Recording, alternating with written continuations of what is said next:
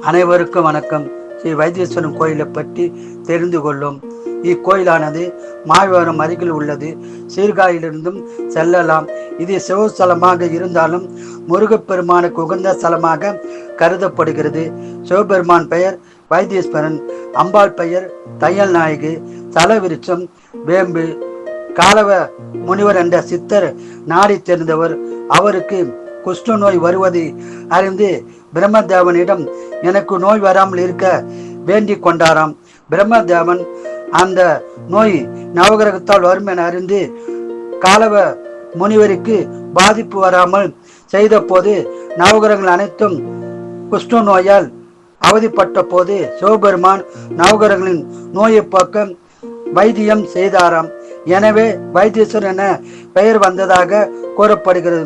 மேலும் முருகப்பெருமான் இஸ்தலத்தில் நோயால் அவதிப்பட்ட போது சிவபெருமான் நோயை போக்கியதால் வைத்தீஸ்வரன் என போற்றப்படுகிறார். செவ்வாய் தோஷத்திற்கு பரிகார ஸ்தலமுமாகும்.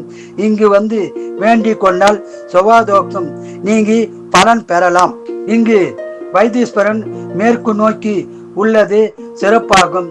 மேலும் ஜடாயு பறவை மோட்சம் பெற்ற ஸ்தலமும் இதுவே ஆகும். பக்தர்களுக்கு இங்கு திருசாந்து உருண்டை பிரசாதமாக வழங்கப்படுகிறது. இந்த திருசாந்து உருண்டையை சாப்பிடுவதால் எந்த நோயாக இருந்தாலும் குணமாகும் என்பது ஐதீகம். இத்தலத்தை பற்றி அப்பர், திருஞான சம்பந்தர், வள்ளலார், அருணகிரிநாதர் பாடியுள்ளனர். முருகப்பெருமானுக்கு சாத்தப்பட்ட நேத்திரப்படி சந்தனமும் நோய் தீர்க்கும் மருந்தாக சொல்லப்படுகிறது. புனுகு எண்ணெய் சர்ம நோய்களை குணமாக்கும் என்றும் கூறப்படுகிறது.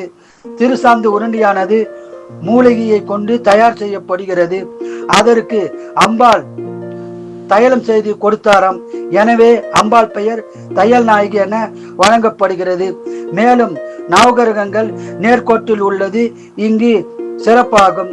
கோவிலின் கிழக்கே பைரவரும், மேற்கே வீரபத்திரரும், வடக்கே காளியம்மனும், தெற்கே விநாயகப் பெருமானும் உள்ளார்கள். இங்குள்ள குளம் பெயர் சித்தாமிர்த குளம் என கூறப்படுகிறது. இக்குளத்தில் நீராடினால் சகல விதமான நோய்களும் தீரும் என்பது நம்பிக்கை. மேலும் இக்கோயிலை சுற்றி நாடி ஜோதிடம் பார்க்கப்படுகிறது. நீங்கள் ஒருமுறை வைத்தீஸ்வரன் கோயில் சென்று நலம் பெற்று வாழ்வும் வளமாக. வாழ்க வளமுடன், நீங்கள் நலமுடன்.